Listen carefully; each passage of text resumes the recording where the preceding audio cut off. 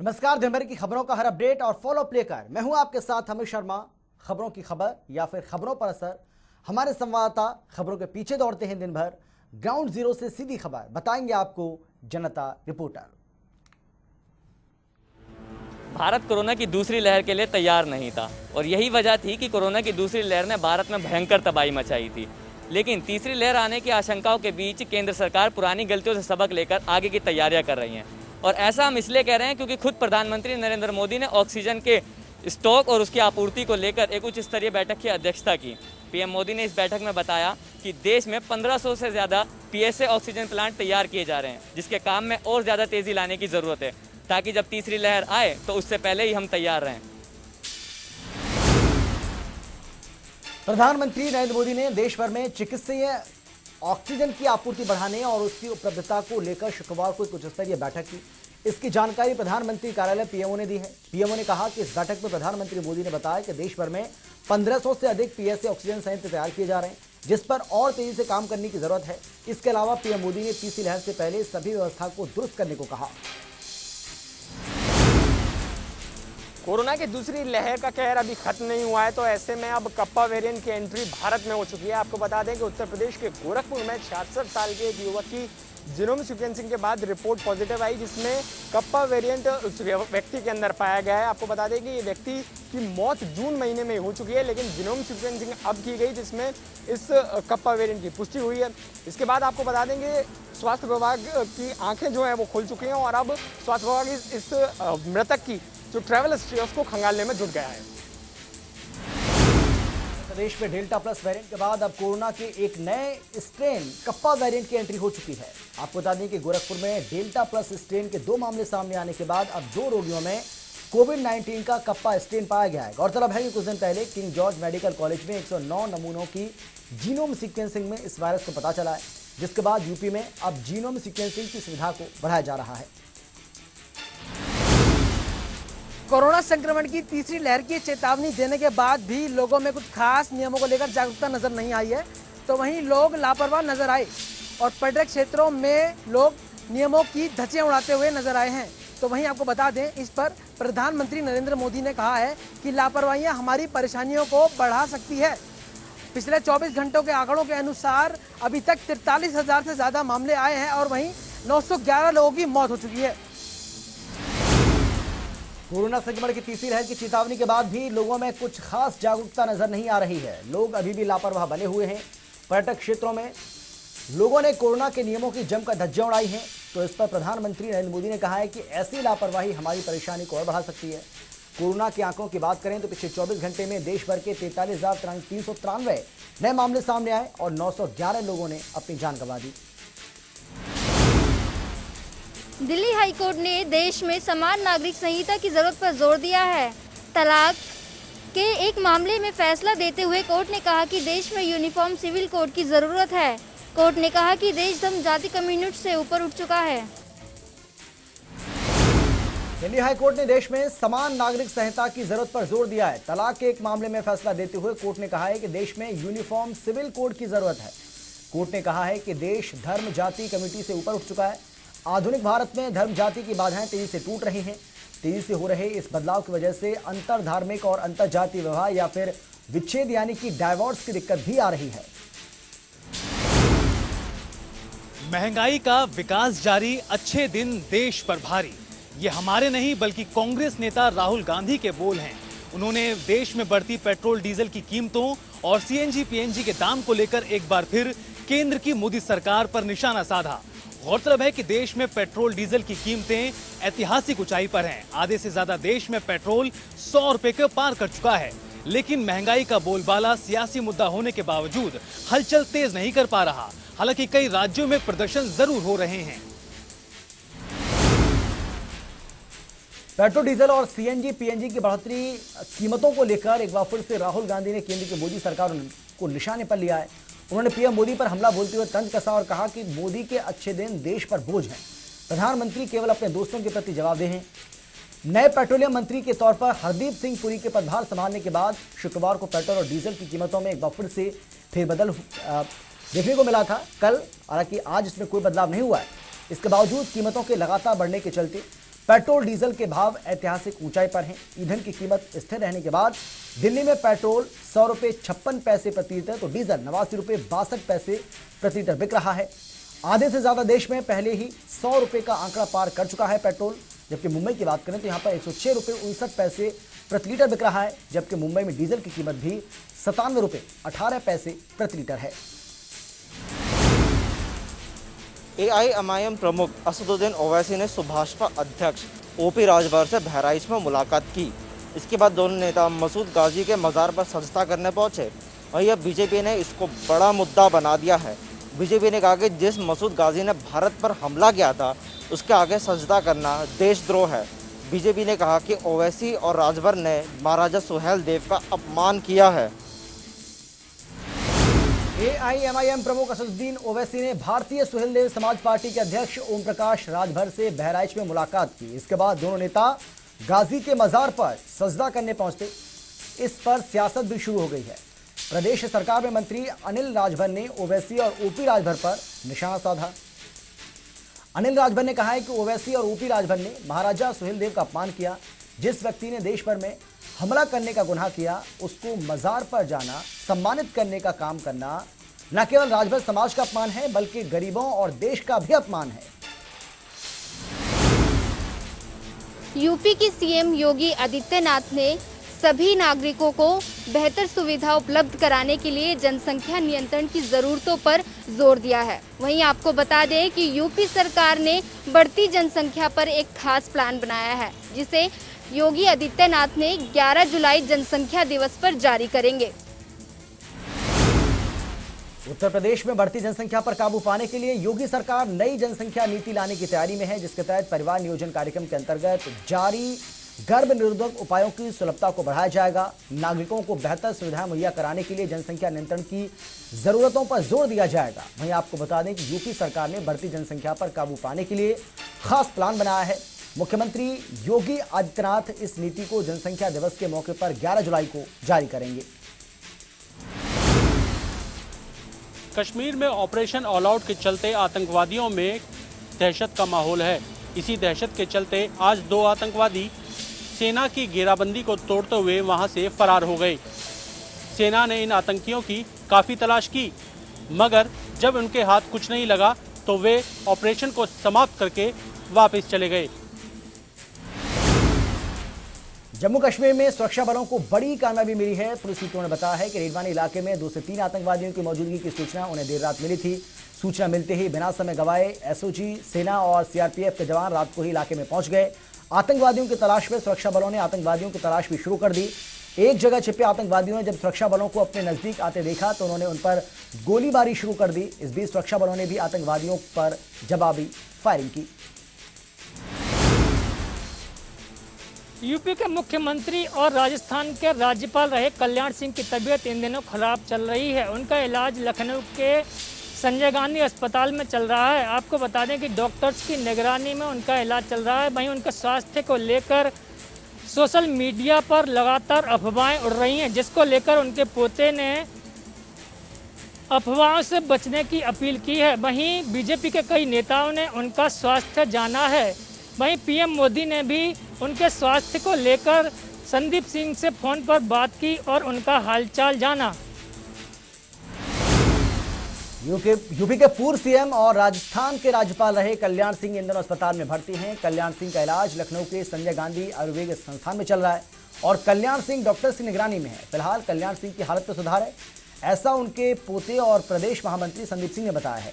संदीप सिंह ने बताया कि बाबूजी की हालत में सुधार हो रहा है। पीएम मोदी ने भी कॉल करके उनके स्वास्थ्य का हाल जाना। संदीप सिंह ने लोगों से अपील की है कि अफवाहों पर ध्यान ना दें। सीएम समेत बीजेपी के कई नेताओं ने कल्याण सिंह का हाल जाना। इसके साथ ही लोग कल्याण सिंह के जल्द स्वस्थ होने की कामना भी कर रहे हैं। देश का आम आदमी आज अगर रोज सुबह जागता है तो सबसे पहले उसको फिक्र नाश्ते की या किसी और चीज की नहीं रहती, जबकि फिक्र होती है कि आज वो अपनी गाड़ी में पेट्रोल या डीजल डलवा पाएगा या नहीं। क्योंकि जिस तरीके से रोज पेट्रोल के दामों में बढ़ोतरी हो रही है, उससे अब लोगों का सब्र टूटने लगा है।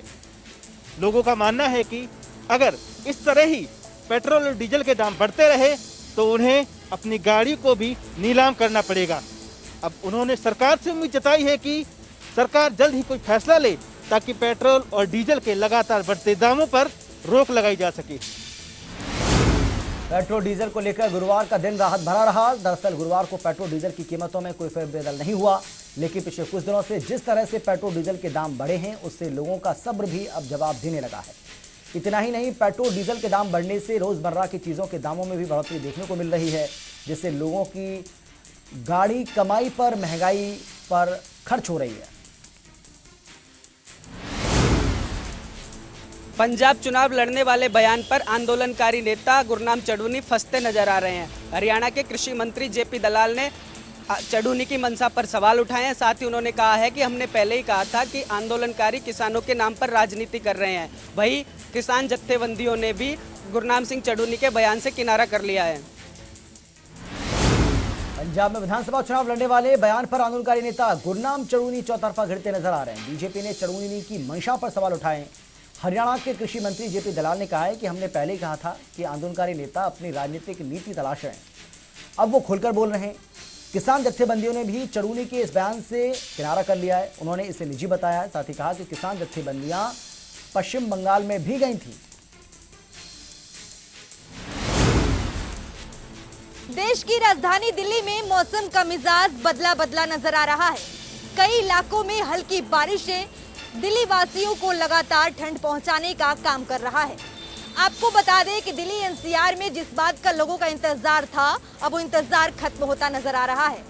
आपको बता दें कि गुरुवार को हल्की बारिश हुई, तो वहीं शुक्रवार को आसमान में काले बादल छाए हुए हैं, जिससे दिल्ली वासियों को लगातार उम्मीद पूरी होती नजर आ रही है।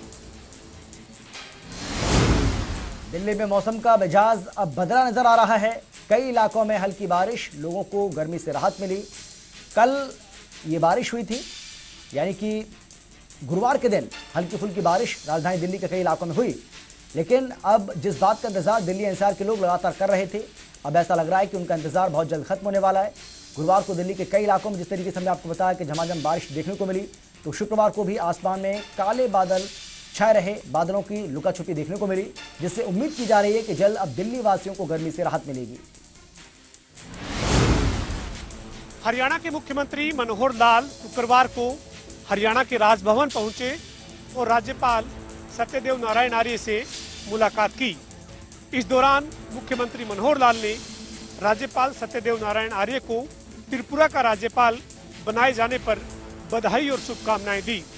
मुख्यमंत्री ने राज्यपाल सत्यदेव नारायण आर्य के स्वस्थ जीवन और प्रसन्नता की कामना की।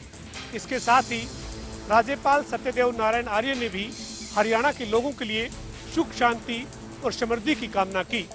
काबिले गौर है कि सत्यदेव नारायण आर्य पिछले करीब 3 साल से हरियाणा के राज्यपाल के पद पर नियुक्त थे। हाल ही में भारत के राष्ट्रपति ने सत्यदेव नारायण आर्य की नियुक्ति त्रिपुरा के राज्यपाल के तौर पर करने का आदेश जारी किया है।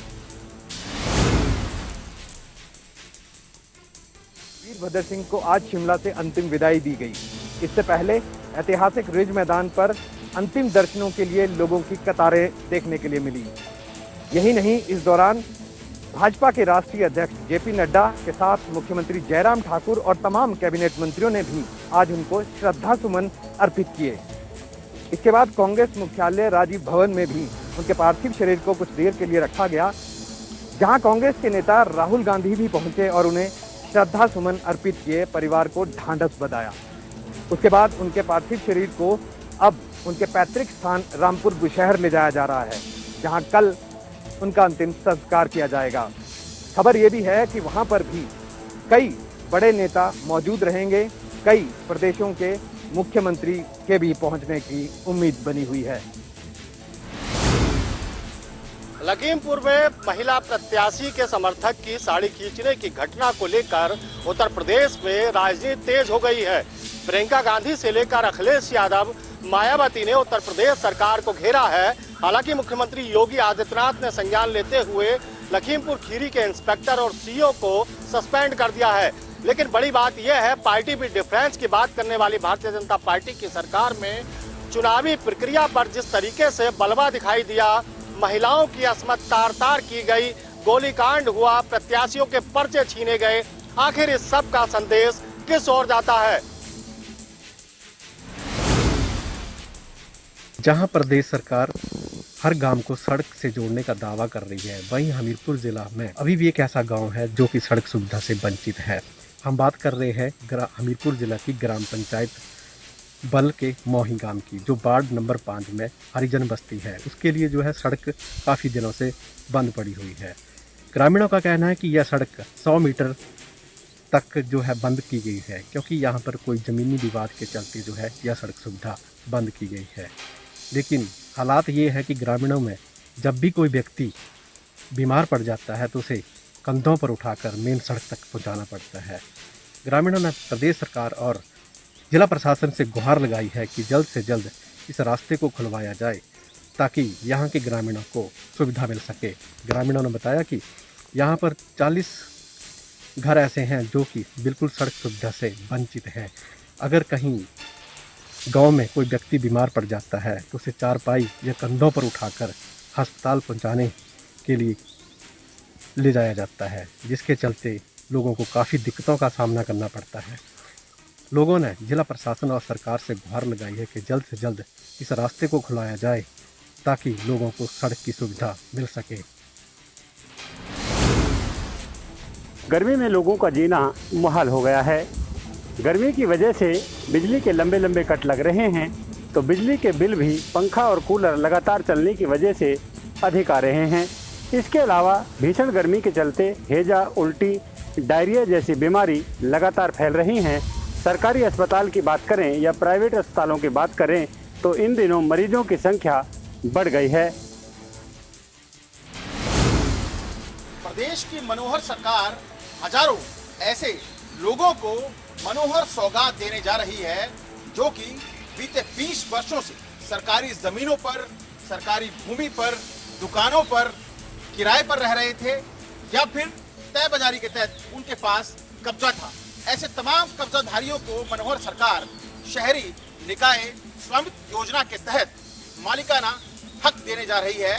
गुरुग्राम में भी ऐसे लोगों की संख्या तकरीबन 1000 के पार है, जिन्हें की सर्कल रेट से भी कम कीमत पर ये तमाम चीजें, चाहे उनके पास भूमि थी, दुकानें थी या फिर कुछ और सरकारी प्रॉपर्टी थी, उनको मालिकाना हक देने की योजना बना रही है। हालांकि यह योजना कब धरातल पर आ पाएगी यह जरूर देखने वाली बात होगी, लेकिन ऐसे तमाम लोग जो 20 वर्षों से सरकारी जमीनों पर, दुकानों पर मालिकाना हक या फिर तय बाजारी के तहत रह रहे थे, उन्हें मनोहर सौगात जरूर देने की तैयारी की जा रही है।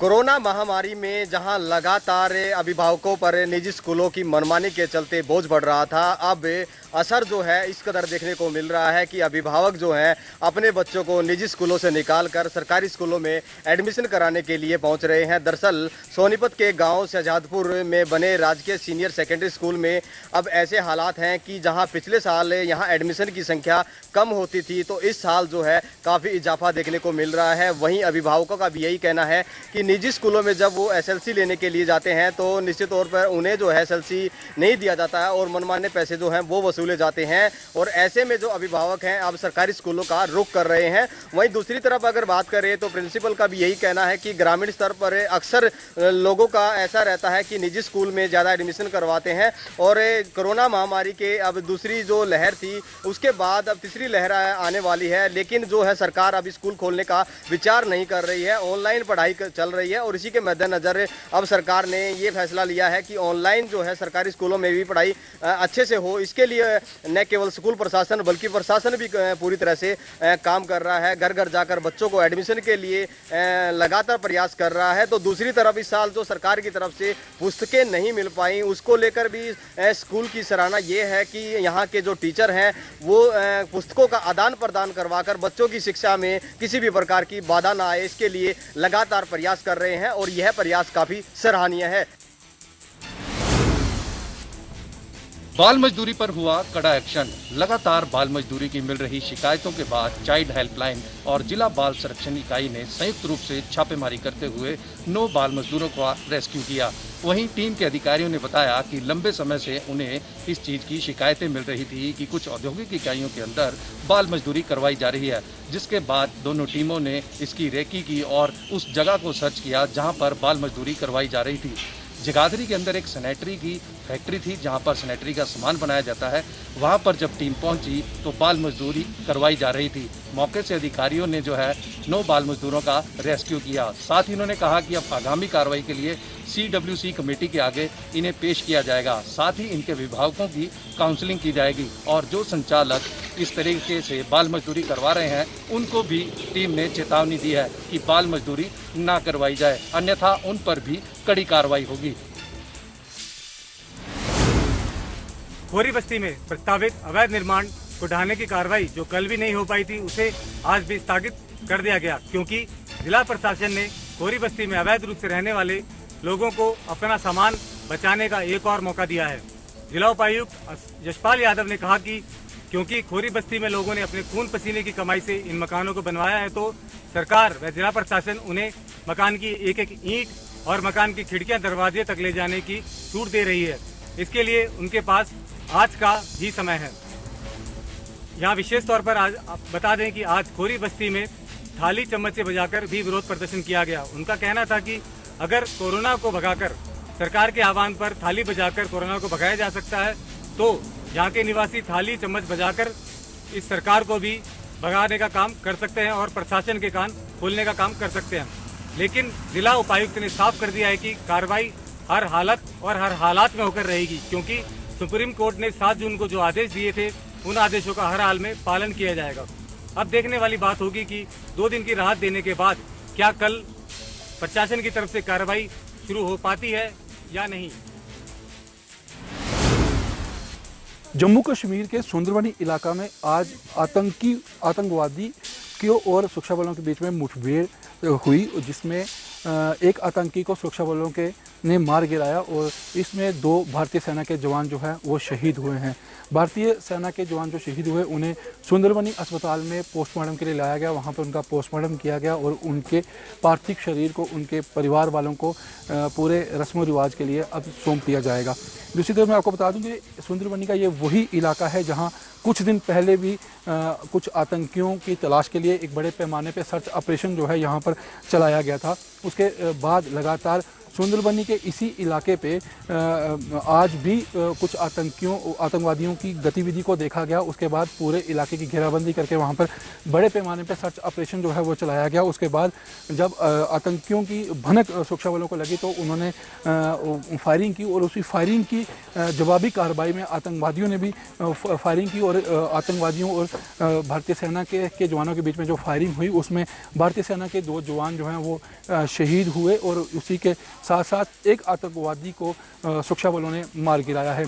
अभी फ़िलहाल की अगर बात करें तो पूरे इलाके को कार्डन ऑफ किया गया है। वहाँ पर सर्च ऑपरेशन बड़े पैमाने पे अभी भी चलाया जा रहा है, क्योंकि ये माना जा रहा है कि इस पूरे इलाके में 3 से 5 आतंकवादी जो हैं हो सकते हैं, क्योंकि एक महिला ने पिछले दिनों यहाँ पर 3 आतंकवादियों को कुछ लोगों को देखा था जिनके पास कुछ हथियार थे और ये अनुमान लगाया जाता कि ये आतंकी हैं और सीमा पार से यहाँ पर आए हैं और राजौरी ज़िला में किसी बड़े मकसद के लिए ये दाखिल हुए हैं और कुछ बड़ी आतंकी घटना को ये अंजाम देने की फिराक में हैं। अभी तक जो आतंकी मारा गया है उससे बड़ी मात्रा में गोला बारूद भी बरामद हुआ है। इसके अलावा मैं आपको बता दूं कि कल यहाँ इसी इलाके के सुंदरबनी के बिल्कुल पास में नौशहरा सेक्टर में भी एक आतंकवादी जब सीमा के उस पार से इस पार की ओर घुसपैठ कर रहा था तो उसे सुरक्षा बलों ने सीमा पर ही मार गिराया और उस आतंकवादी से बड़े पैमाने पर जो है उससे गोला बारूद बरामद हुआ और उससे जो सामान बरामद हुआ उस पर मेड इन पाकिस्तान साफ अक्षरों पे लिखा हुआ था, जिससे ये साफ जाहिर होता है कि पाकिस्तान किसी बड़ी साजिश के लिए आतंकवादियों की घुसपैठ जो है भारतीय सीमा में करवा रहा है और आतंकवादी किसी बड़ी फिराक में है। जम्मू कश्मीर में बड़े फिराक में कोई दहशत फैलाने के मकसद से हैं, क्योंकि बार बार जम्मू के अंदर ड्रोन हमले हो रहे हैं और उसी के साथ साथ सीमा के ऊपर भी घुसपैठ का प्रयास जो है पाकिस्तान द्वारा किया जा रहा है।